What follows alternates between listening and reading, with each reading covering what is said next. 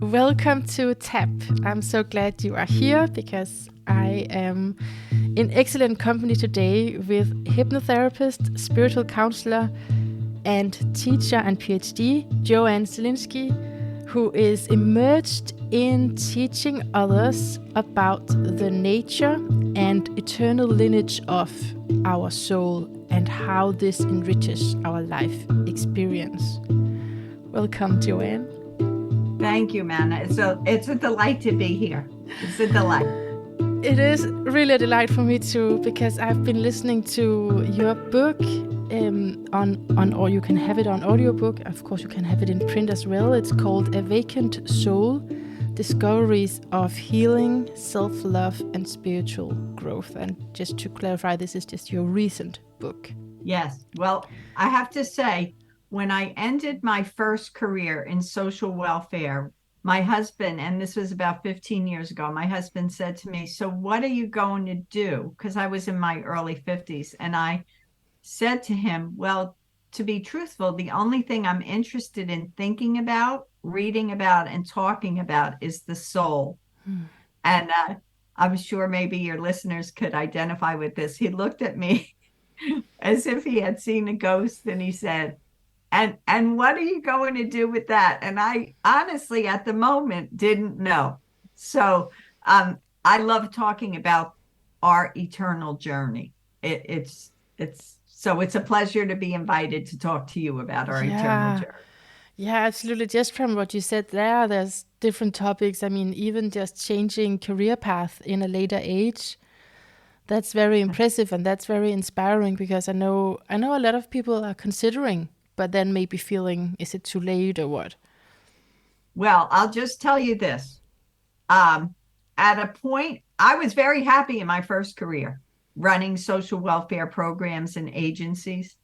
My soul had a different intention for my life, and it set in place a set of circumstances that led my first career to come to an end.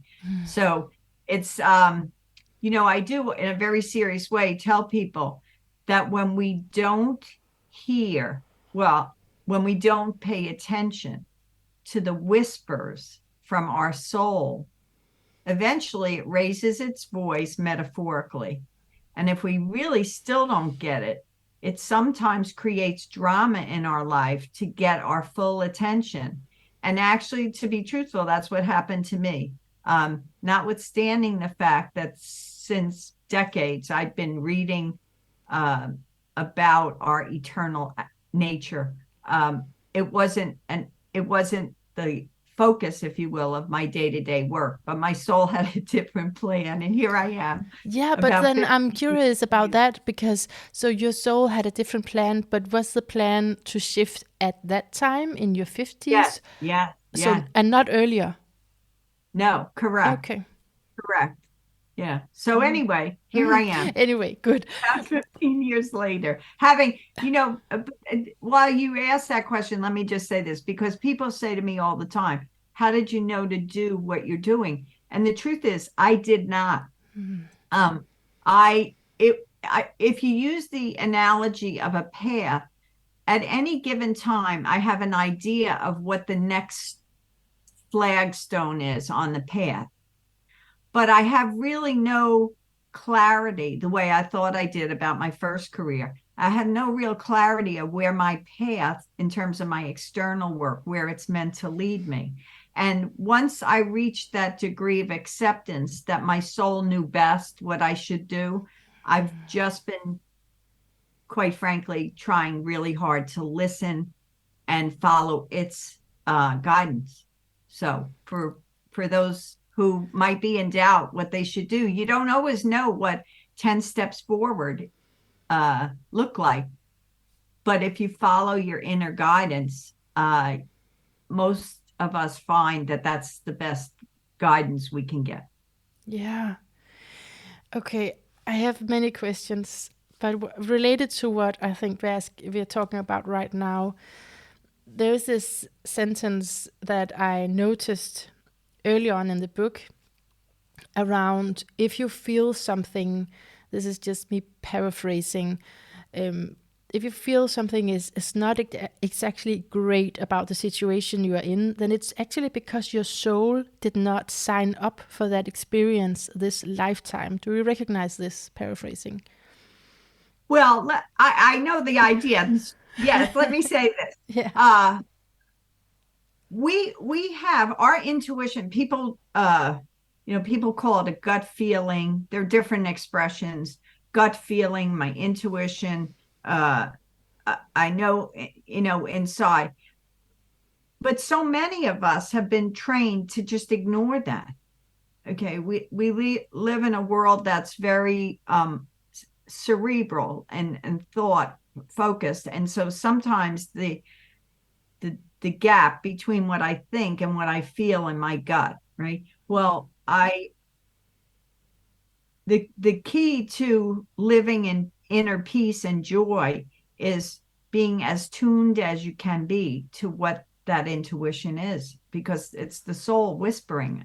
Paramahansa Yogananda, one of his books is called Whispers from Eternity, and I just think it's the greatest phrase. But that's it. Our soul is whispering from eternity, day to day, hour to hour. And then that's one part of it, is the listening. And then the other part is that the soul has what you call a master plan. Yes, absolutely. Yes. And so if we don't do that, then there's different consequences to it. Yes. Yes, absolutely. Yeah, it's definitely related. Yeah. Yeah. Well, okay. Well, a couple of things. Let me just say in advance. Even when we're not aware, when we're in deep sleep, our eternal self is connected to the physical self that's here in the world.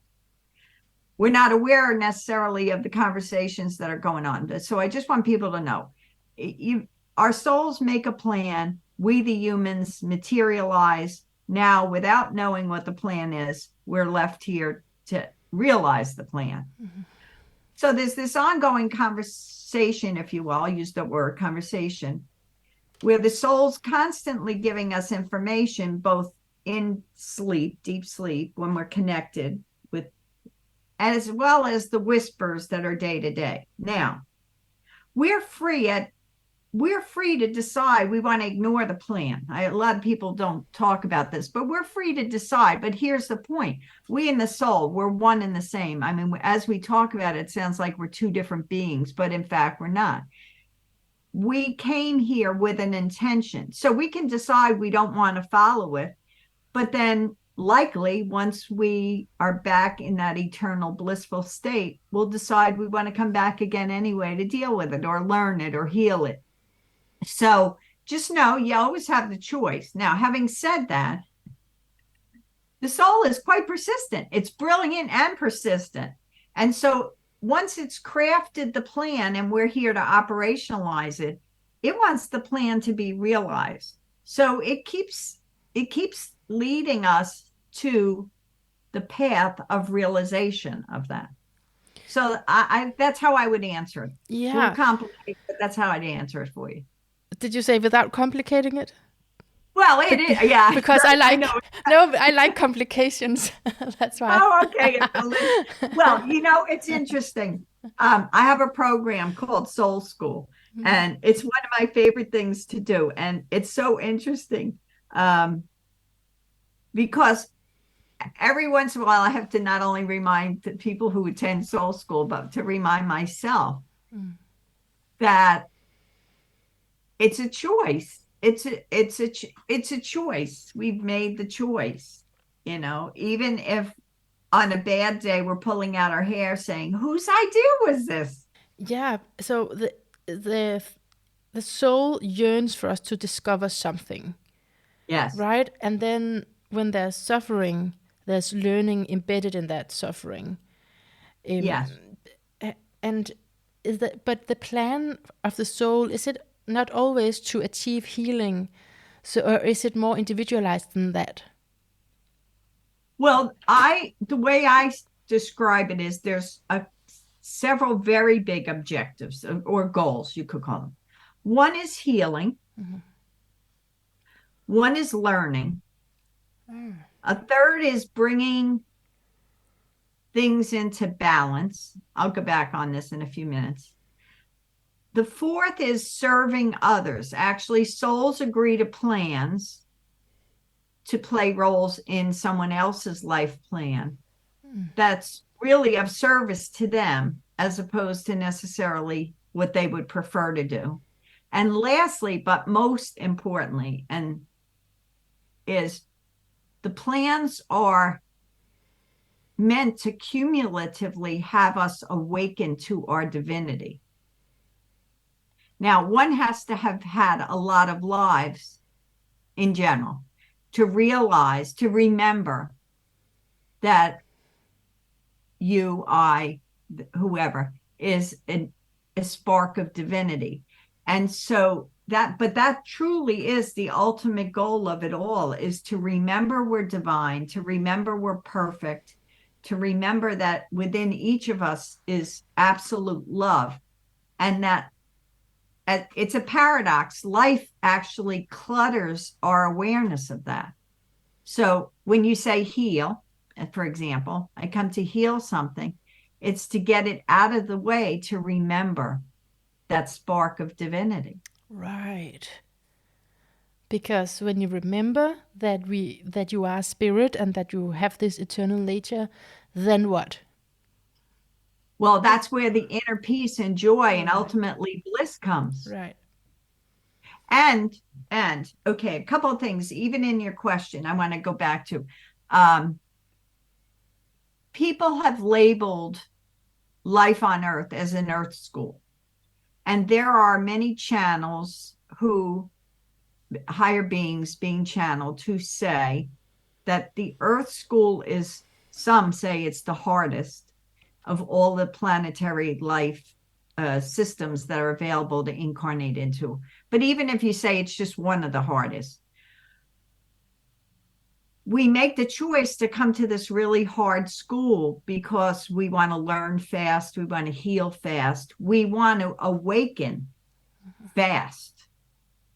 So it's a paradox, because we volunteered actually to sign up for this really extremely difficult life. Maybe not our own life, but to witness other people's suffering at great levels. War, famine, natural disasters. So rather than going to Earth, the possibility would be to sit one over, as I just have that from your book, that, maybe you're not, there can be souls that are not planning to incarnate for a long time, or to go to another planet. Is that the idea? Yes. Yeah. You don't have to come back here. Mm-hmm. It's just the process of achieving those same things. You still have to learn. You still have to bring healing to whatever may have gotten messed up, if you will, to use that colloquial term, in an earlier life. You still have to bring things into balance. Mm-hmm. You might not need to serve others, but all of that. Anyway, so yeah, you're going to have to do that anyway. And if you choose to come here, you're actually doing it. It's like the difference between going to elementary school and going to post-secondary school. Right. Oh, I have personal questions, but I'm like delaying gratification right now for myself. I'm trying to postpone that because I want to just stick to a few points from your book, and then I can ask a few personal questions maybe. But so can I just interject one thing, mm-hmm. so I don't confuse anybody that's listening. The best way to understand soul planning mm-hmm. is to think of yourself as an author of a play. Okay. Yeah. The play is your current life. You are the author. You're also the star actor or actress in that play. Surprising for some to find out, you're also the casting director, meaning once you decide what you want to come and achieve in a lifetime, you turn to the members of your eternal family. I'd call them a soul family. You can call them whatever, but there are a large pool of souls that we incarnate with time and time again. Well, as the casting director, you literally negotiate with whom whoever you think will provide the best, play the best role. So if you think about it, once the play starts, the humans are playing the roles that have been set in place by you, the soul, who was the author of the play. And many of the plays are dramas. And yes, there's comedy built in, but many of the plays are dramas. So I think that's the simplest way to think about it. I really like that image and that thought experiment. I know sort of that kind of thinking in from dream interpretation, because you also sometimes invite it when you're learning to interpret dreams to look at it as a play, and then what is the intention of that director, right? What is the producer's intention for this movie? So to do that to your own whole life narrative, that's interesting. I like that. Yes. Yeah. Yes. And then it's also on that point you mentioned before that maybe, I don't know if it's all, but you're talking about souls that signed up to help, Yes. quote unquote help, but actually help other souls, but it can seem painful. Their role can seem painful. Yeah. Yes. Yes. Absolutely. There, what we know from regressions is that, in fact, during what's called the planning, if you will, the planning for the life, those members of the soul family often have to be convinced. That's why I actually use the word negotiate, because some of the roles create pain and suffering. And so the choice to play the role is done out of love. But if there's an understanding that playing a role can create suffering, then it can take quite a negotiation for somebody to agree to play that role. Right. I mean, and even to a lesser degree, what's coming to me in the moment is when I'm finding myself in relationships and I'm feeling I kind of need to say no here because I don't want to be this close to that person that she maybe wants to be to me, then that no, it's going to hurt, but it might actually be something that I signed up for. And if I don't do it, because that's also a choice, then I'm not fulfilling that role. That's why it goes back to the intuition, because when your gut says, I need to back away from this friendship or this relationship, or I need to move on, whatever moving on is related to, a job, a life, a relationship, following your inner voice is the best thing you can do, because that's your soul who is not limited by this physicality that we're packaged in right now. And your soul understands the scope of the plan. We're here without the plan. Yeah. We've signed, as I tell my students, we've signed the amnesia clause, and it's really yeah. Anyway. Yeah. So follow your inner voice. Yeah, because you mentioned the physical body, but we're also embedded in social norms, traumas, and all these layers that makes it difficult to follow and even trust what you think is right. Yeah, right. Okay. Okay. So you, in the book, you go through different cases, different regressions, and I try to think of if there are some common themes. And there's especially one I think is interesting, is that a lot of people can only feel worth if they can produce.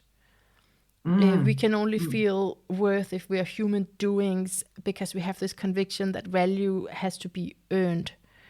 Yeah. Do you see that as a common thread in a lot of people? Oh my goodness. Yes. In many cultures, if you think about it, in modern times, in many cultures, we are being conditioned to produce, earn, achieve. It's particularly extreme. I live in the United States. It's particularly extreme here. It's so extreme that it's almost a part of the wrapping that people are going through life with. And the reality is when you're conditioned to see your value outside, half the time, if not more, you're not paying attention to what you're inside. And you see, that's where the external voices, you grow up in a culture, in an education system, perhaps in a religious system. All of those are, if you will, think of yourself as a mannequin, and each one of those is like a layer of clothing that's been put on the mannequin. And one of the big ones in modern times, is that production and earning. We've become earning machines, and so all of that's externalized, and as a result, it's squeezing out time and attention to our inner self, the soul. Yeah. Yes. And so, I've had the logic behind that chapter is I've had so many people in their sessions who carried into this life for healing a sense of a devaluation. Now, the devaluation didn't happen in the past because they didn't earn their value. That's how it manifests in current life. It may have been because of the way they were grossly mistreated by someone in their family. It may have been even more egregious. They may have been victimized by a political system or just one individual, and they came to hold this view of themselves as less than. Well, this is what we, the soul, do. If I've left a life with a belief that I'm less than, that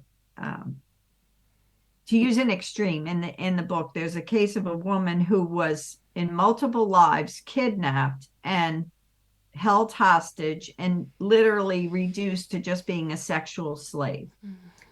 And she was so badly mistreated that she formed this view that she was worthless. Well, any belief that's out of balance, I mentioned balance before, people use the word karma, but I don't use karma per se as much as balance. If I hold a belief as a result of being grossly mistreated because of someone else, that I'm worthless, ultimately, I have to bring that belief into balance. So I have to come and heal it so that I grow to be aware of my value. Well, what better way than to struggle in a culture that is obsessed with achievement, and then to reach a point where you say, this is ridiculous, right? But this is what the soul does. It makes a plan to bring up the same belief, the belief it wanted to heal. It comes in a different package. So today, modern life, it's, that you have a boss who tells you, why are you leaving? You haven't been here more than 10 hours. Somebody, right? Or a family member who says, you're a worthless slouch, right? You're getting these, right? You've actually programmed the life to bring up the same belief that you're worthless because you want to heal it and get over it. So the circumstances you've set in place in your current life are to do just that. Make it be, I say, it's like so in your face, you can't ignore it. And then you say, I've had enough. Like you said, we started, people who say, I hate what I do. I want to do what I love, right? Yeah. There's an example.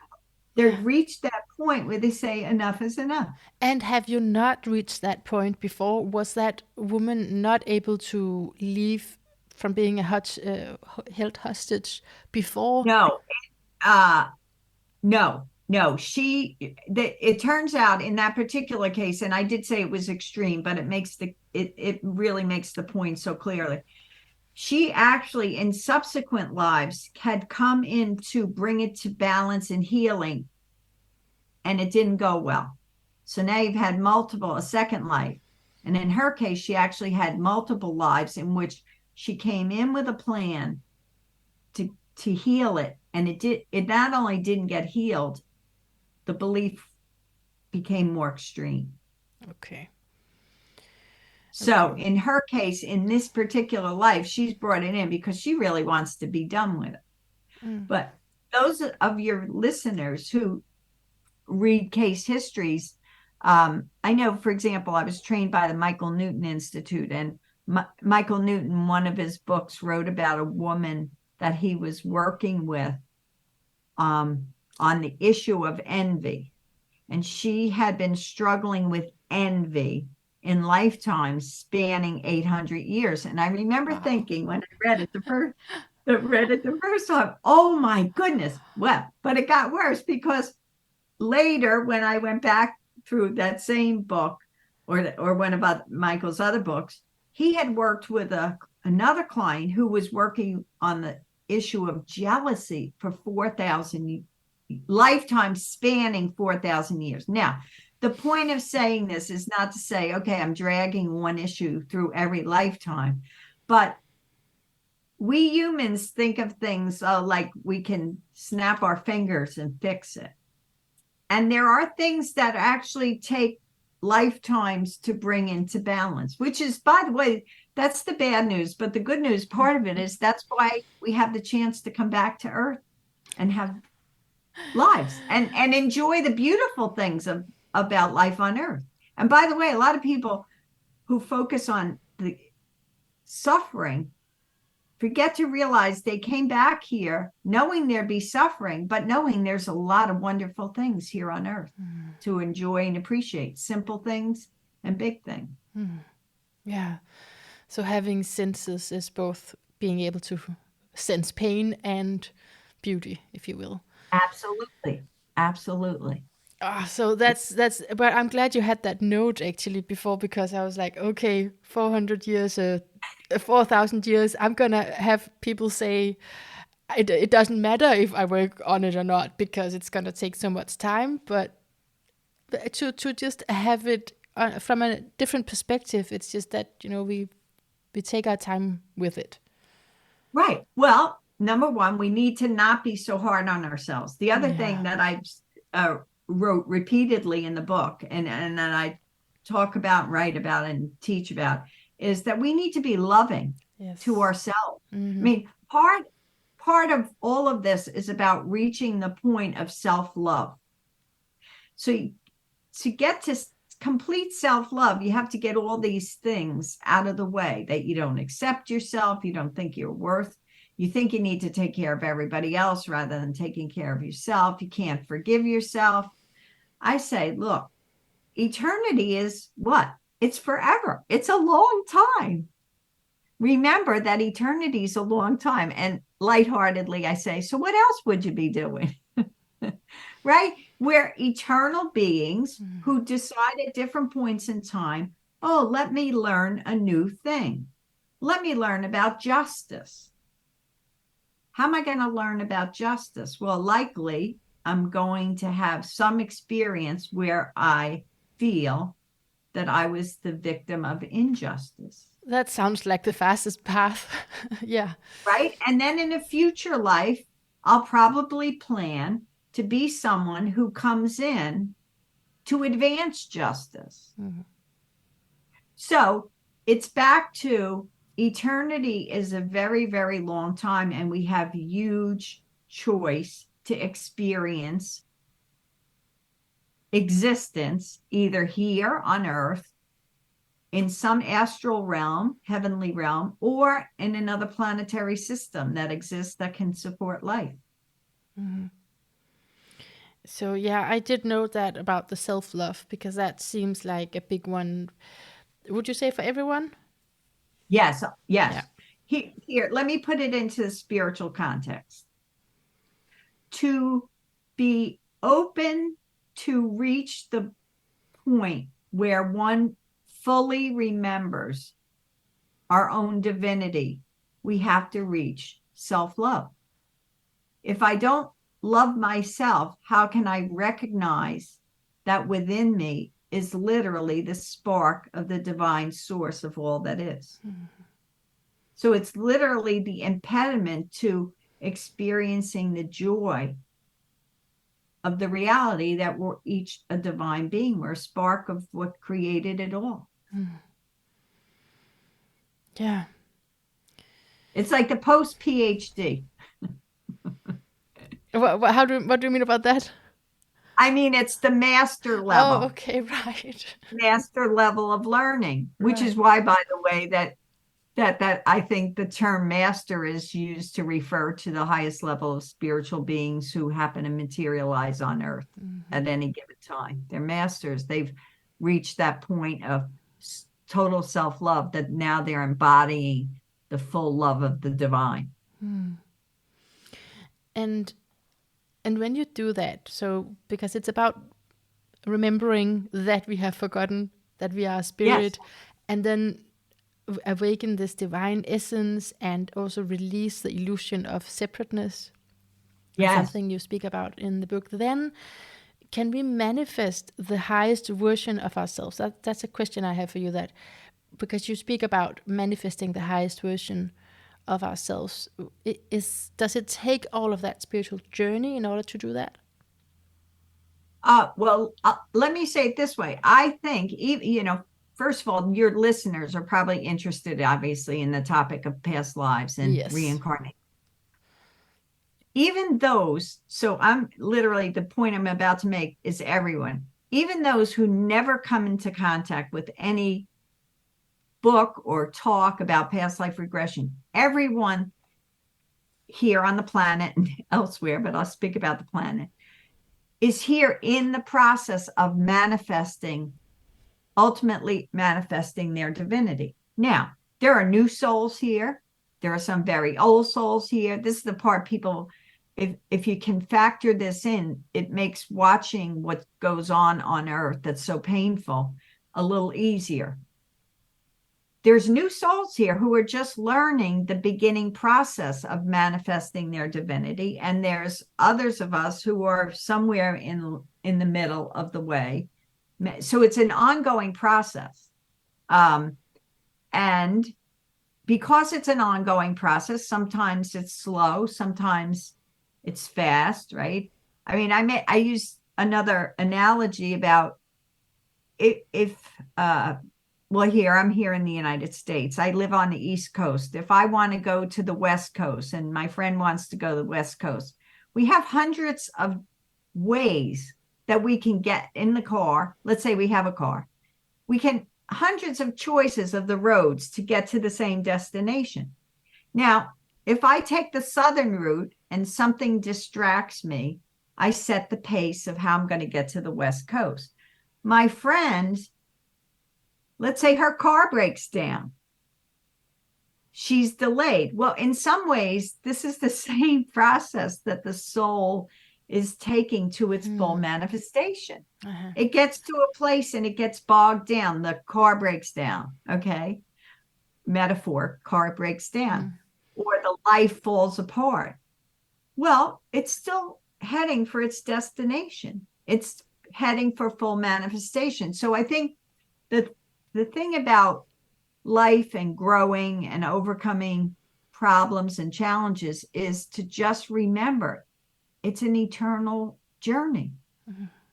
And there's detours, and sometimes you run out of gas, and sometimes you say I'm too tired to care, and you just park yourself on the couch, right?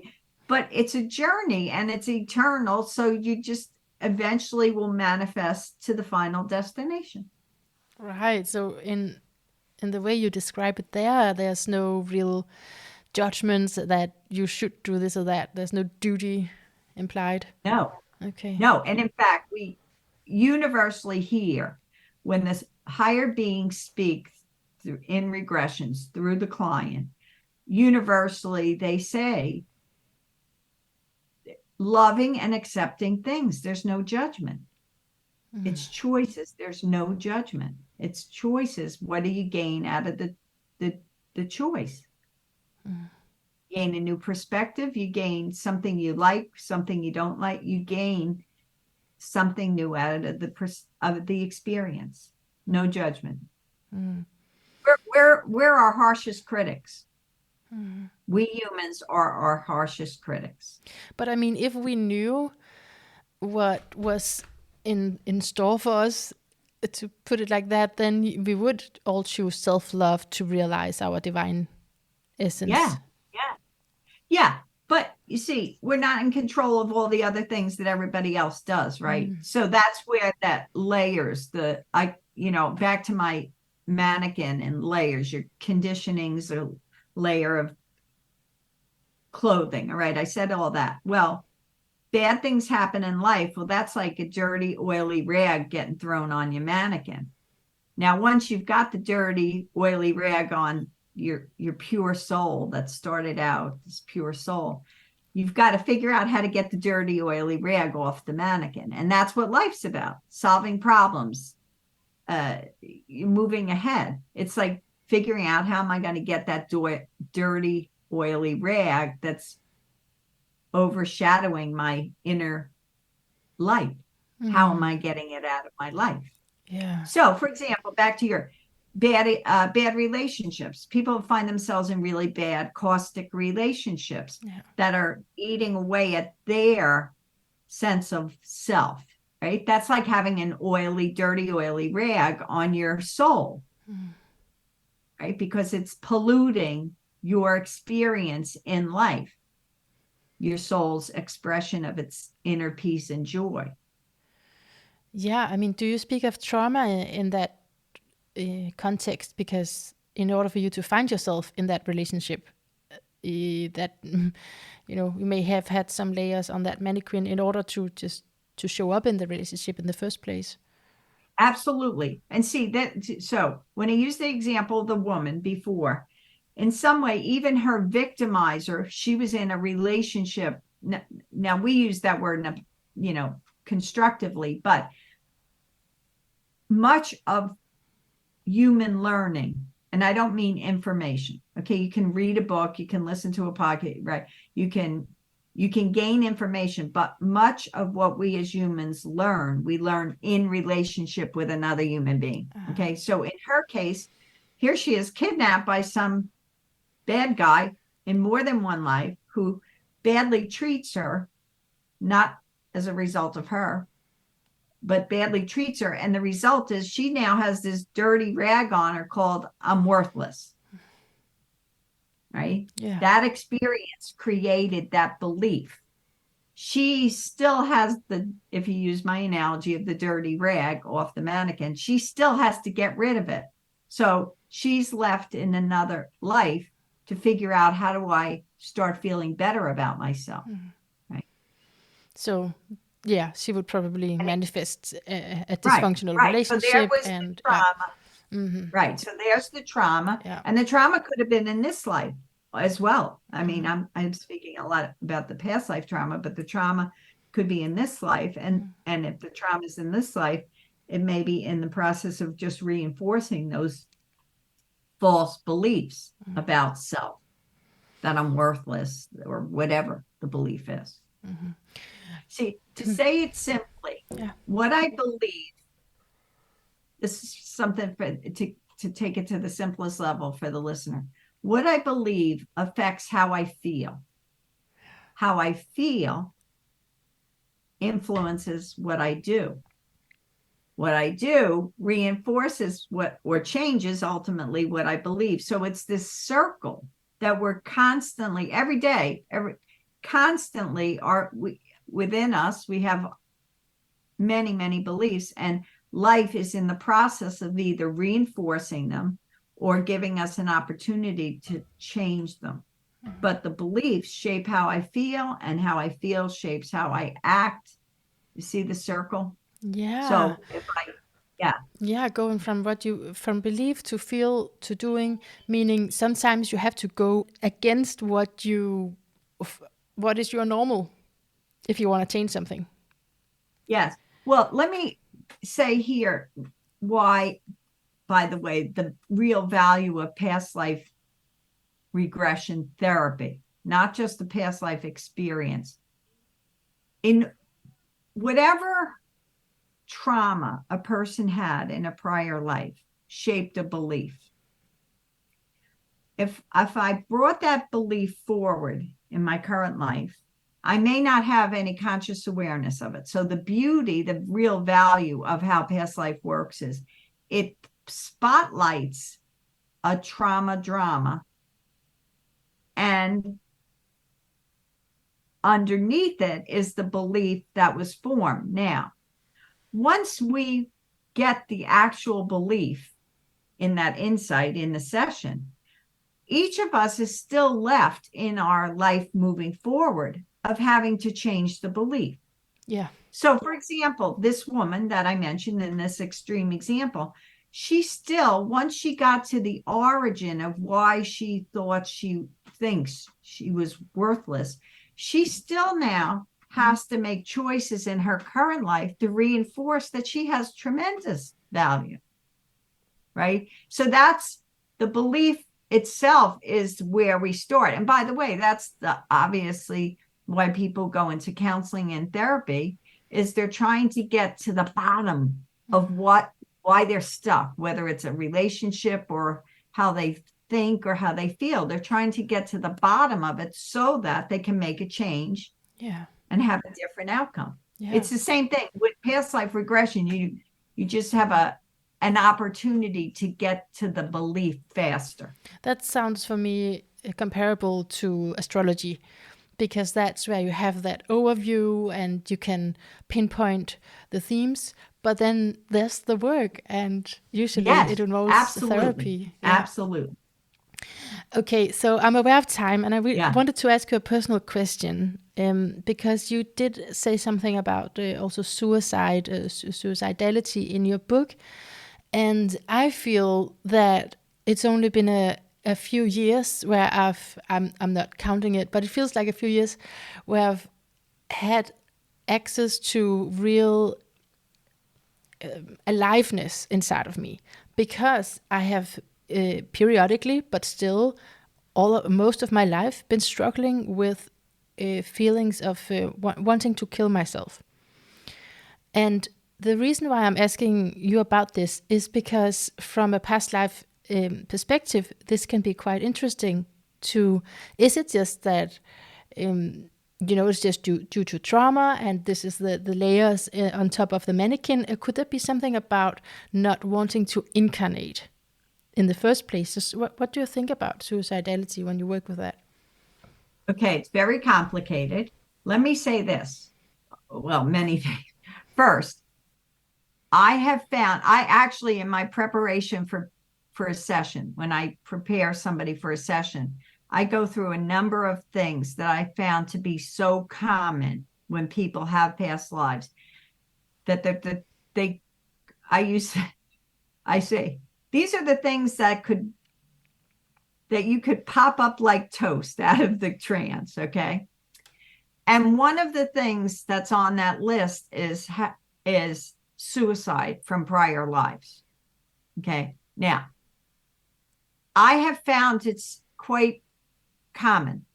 A lot of people find out that they have killed themselves in a past life. Mm-hmm. And I have also bore witness to the fact that at the time that they made that choice, it clearly was to them the best choice.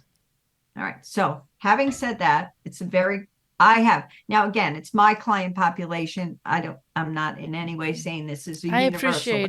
I appreciate the point, though. I appreciate it. Okay. So this is one. Now, this is the way. Number two, it's hard to talk about suicide without acknowledging that what any one person thinks about it has a lot to do with their family, cultural, and religious upbringing. Okay, it's like we've absorbed somebody's opinion about suicide. All right, so I'm just putting that out there, like it's there now. But now I want to talk about. So here's the thing. If I put in place a plan, and I want in my soul plan to accomplish 4 things, and maybe they're really hard things, and my guides have tried to tell me, that's a little too much, but I'm like, let's say I'm stubborn, and let's say I'm really, and I have a good example later I'll get, and let's say I really want to hurry up and accomplish, right? And so I ignore their advice and I come here with this really hard plan. Okay. So my plan has 4 big components. All right. So I start out my life and I manage to accomplish achieving component 1. There was a lot of suffering, right? But I got it. Now I'm on component 2, and same thing. There was a lot more suffering now, but this is like a little pyramid because accomplishing 2 was predicated on having accomplished 1, right? It's like growth.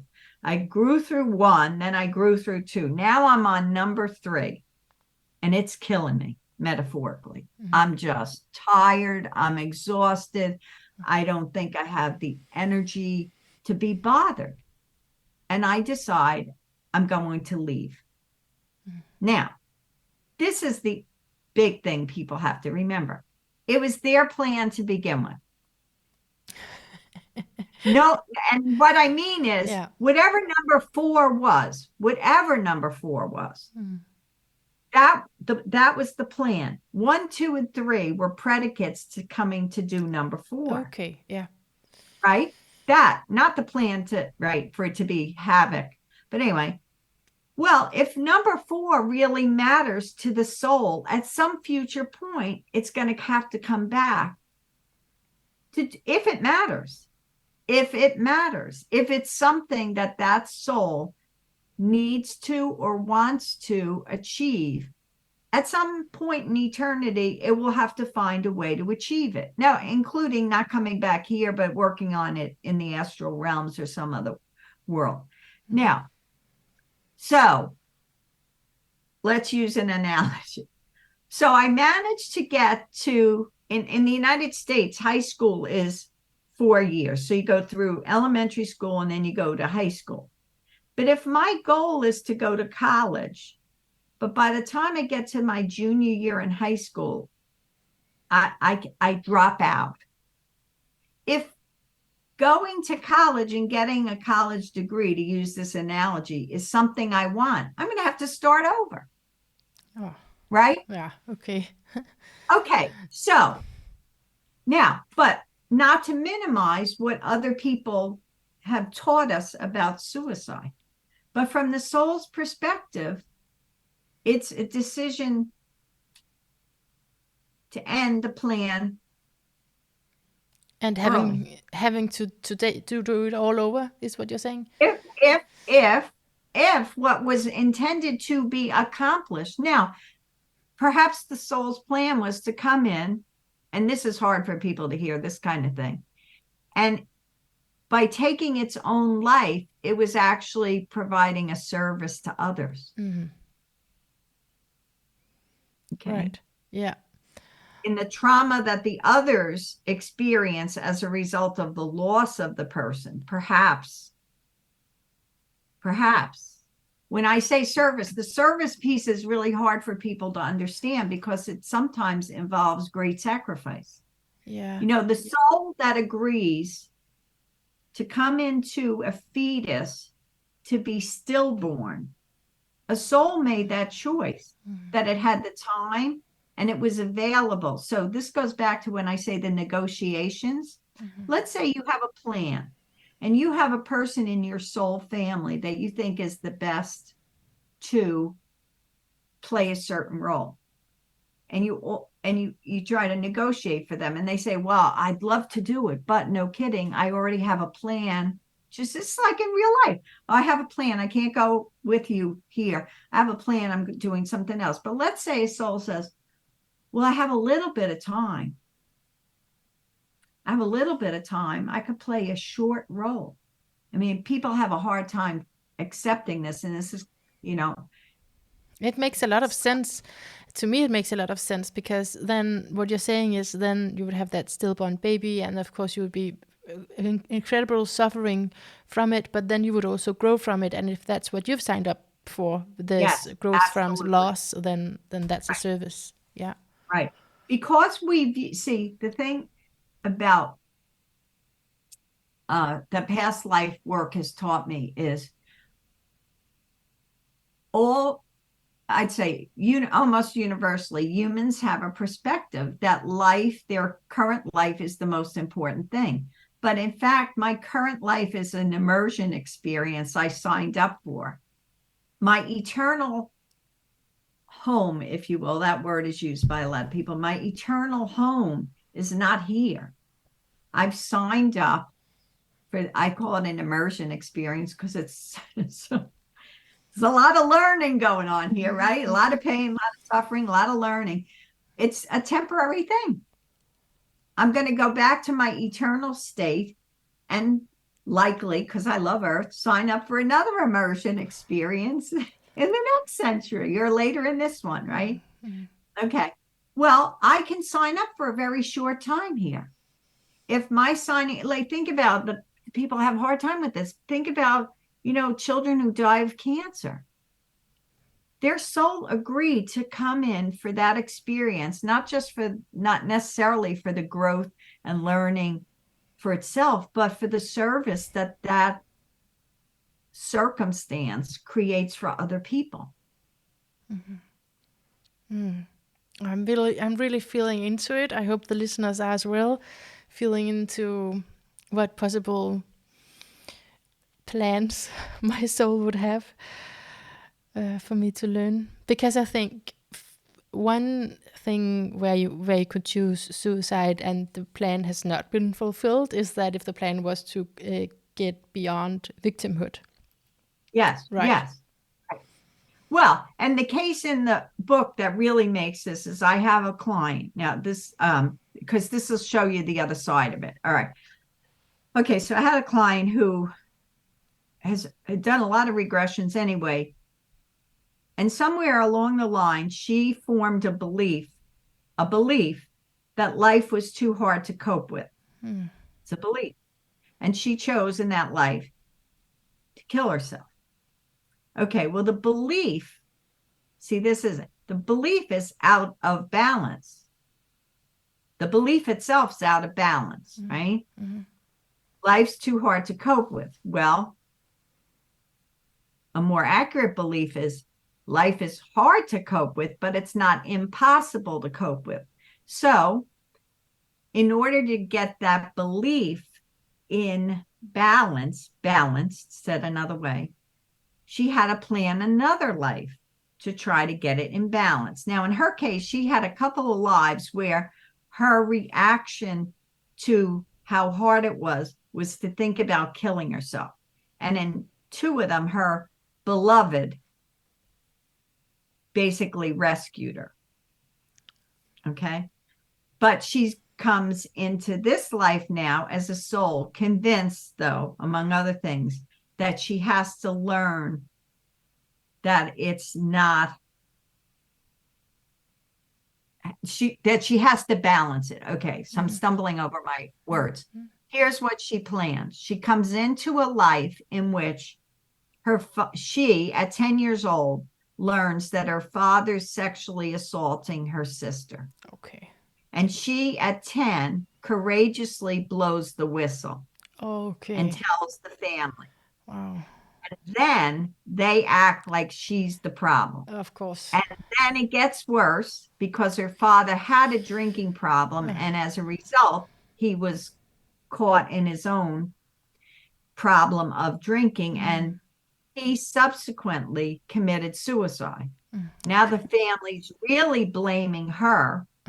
So at a young age, she's thinking about leaving because she can't handle it. Okay. She successfully gets herself through that. She's living. Now she's a young adult. She falls in love. She thinks she's met the man of her dreams. And then she finds out, well, she's just one of a whole handful of women that he's stringing along who think he's the man of their dreams. And she goes through the second, in a very short life. She's only like 20 at this point. Now she's devastated again emotionally. And she thinks, I'm going to kill myself, right? But her soul came here. The plan was to come and get that belief into balance, to no longer assume that she was not strong enough to handle it. Right. So Here we are 10 years later. Now she's in another crisis, having lived more than 10 years. Having lived with somebody for 8 years, she's finally thinks it's safe enough to get married. She introduces the topic. He says, I'm out of here. And she's devastated. Yeah. Okay.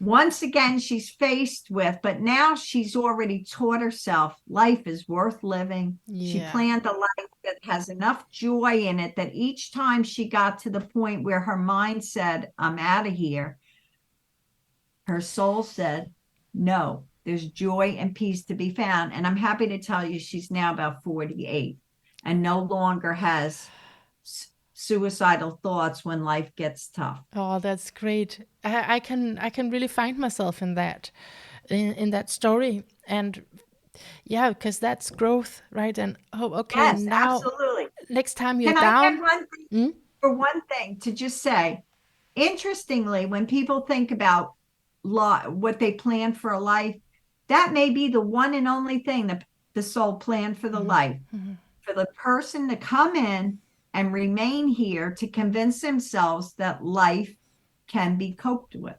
that life is worth living. It's a gift. So maybe nothing else needs to be done except that one thing. Okay, I'm going to shift a little bit to astrology, but just my moment of going there, I'm going to say something that I think, because of your astrology, that you may recognize. That for me, that's absolutely not the only thing. For me, there's a strong internal, I'm going to call it pressure, but not in a negative sense, but like an internal, I don't have another word than pressure, of I need to get this out into the world. This is so important to leave this mark before I die. And I'm sure you recognize that, right? Yeah. Don't you? Yeah, well, driven by mission. Yeah. If that's what, yes. Oh, sure. Right. I have to tell you, I'm driven by mission, but I also, in my own spiritual growth, have learned, and through hearing it from the spirit guide so many times, telling my clients, you're here to find inner peace and joy. Yeah.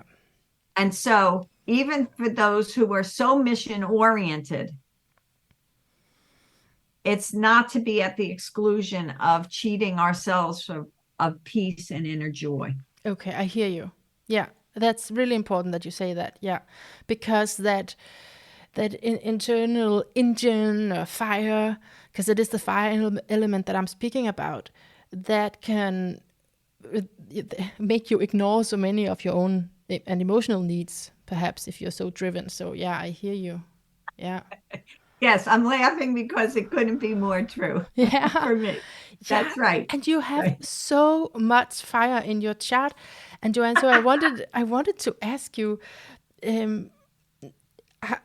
how has your life been almost? But like, when we look at a chart like that, we see like this powerful woman, very independent woman, but because of the age you were born in, that is, I mean, it's still a thing, but especially in earlier times, it was definitely not expected for women to be strong and to be masculine in that sense. So how have your experiences with that been? First, can you recognize it, and how has it been for you to break the norms in terms of that? Yeah. All right. Well, that's why I'm laughing, because I recognize it. I live it every day. Okay. Let me say a couple of things. My favorite word, and it's a word a lot of people don't have never even heard. It's iconoclast. And I remember the first time I heard it, the definition is basically somebody who moves to their own drummer. And I've always felt that about myself. Even as I was young, I never had to fit in. I never had to wear what was trendy, blah, blah, blah. Anyway, million examples. I will say when I was a young woman, it was, my friends would make fun of me because I was very aware. It was at the time when the women's movement, the contemporary women's movement, was really gaining steam. And anyway, so I have been an outlier, but I find you know, again, it goes back to knowing your inner compass. You just have to be true to yourself.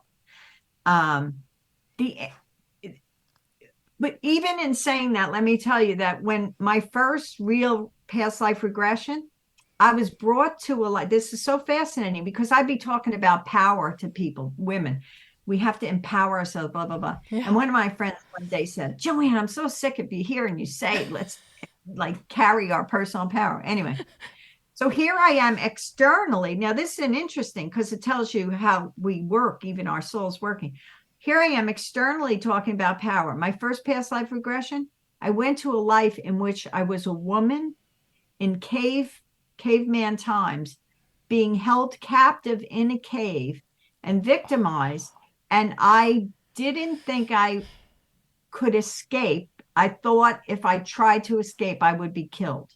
So it was fascinating to me because what it brought to mind is even though I thought I was comfortable carrying personal power, I obviously had even my own residual trauma about being powerful. So Wow. it's right. So I come Yes. in at the moment in time astrologically that I'm this, as one astrologer told me one time, Joanne, you don't realize you're a force of nature to be dealt with. Yes. And I was like, what do you mean? Yes. Absolutely. Yes. Yeah, exactly. And because the thing that I said about, yeah, the thing I said before could be said with women, especially with this solar masculine, where you have a lot of fire in your chart. But the story you just gave us from being in a cave and then that creating fear of your own power is definitely due to that it's actually the south node you have in sounds and signs and configurations of power. I'm trying not to be too specific because I found that people can misunderstand when I just say just bits and pieces, but because astrology it's a synthesis anyway. But so there's definitely, you actually come in with a lot of power, but it's also, there's also a fear attached to it. It's the archetype of Scorpio. It's like both you want it and you're also yeah, like trying to Well, repel let it. me, to really make the point, I'll tell the listeners this as quickly as I can if we're running out of time. So in the last roughly 5 years, I've learned that someone who in this life betrayed me very badly has killed me in 3 prior lives. No. Okay. All right. And oddly, this is going to sound like it has nothing to do with it, but oddly, it had to do with my role as a spiritual teacher in earlier lives. So at the point I made this career transition to this work, I found myself at points doubting who was I to talk to people about their eternal journey, right? In fact, I went and got multiple additional degrees to justify my position to talk about the soul, right? Well, in fact, what I learned is that those past lives had left me doubting the power I had to speak to people about their eternal soul. Right. So it's so interesting that you point that out because that's some of the big dramas that I've learned about that connect absolutely to my current life and things I've been working to bring to balance to in my current life. Wow. And playing into that is always structural conditions, right? The culturally norms on top of your own personal journey, right? Right. That first thing is what do you expect from women, and second is just, I guess, anywhere, I don't know, in Western culture anyway, it's not so. It's easier to get a job with no spiritual content, to put it like that. Right. Well, the other thing to amplify your last sentences, I picked being alive at this time in this world, right? I selected a part of the world where I actually could be free to bring this power thing into better balance. Right. Now, I joke, it's not funny, but I could have been, if I was born in some other places right Yeah. now, I might be killed for trying to be the woman I'm in the process of being right now. Yeah. So that's something else people don't think about. We actually pick where we're going to incarnate because it provides the cultural, education, religious circumstances for us to achieve what we want to achieve as a soul. And to achieve that balance. I really like that word or that term that you gave me, the balance, to just replace the word karma that has so much associated to it, and just say balance. It's not about retribution or punishment. It's about just, it's about seeing it or experiencing it from the other side to bring it into balance. Okay, so Joanne, normally in the end of a conversation, I take a screenshot, but but I usually take a screenshot, but I'll can you? We can do that another day. You will do that another day because you just had an eye operation, so I'll free you from that. But I just wanted to say to the listeners, so they know that my ritual is intact. But do you have anything just here in the end that you feel like this is really important that you get these points across to people? Yes, we've hit on it already, but the two things is, number one, whatever baggage, garbage, whatever you want to call it, is in your way of loving yourself, direct your time and attention to getting it out of the way. Loving yourself is so important. And the other thing is to never forget that you're you're a spark of the divine. And that's in every one of us. And the clutter of human life precludes us remembering that all the time. But that's actually the most important thing I can tell you to people is we each are divine. We're a spark of the divine, and we're here to get closer and closer to the bliss of the full awareness and the full awakening of that. Oh, it's so good, Joanne. Thank you so much for being so generous. I feel I have several points that I'm gonna work with on my own time, especially that play that you mentioned in the beginning. Yes. That's a really good metaphor. I'm gonna use that. It would be a good meditation, right? Oh, absolutely. Yeah. So thank you so much. Thank you, Manna. It was a delight, and thanks for giving me the opportunity to talk about my favorite topic with such sincerity with your questions. Thank you. Yeah.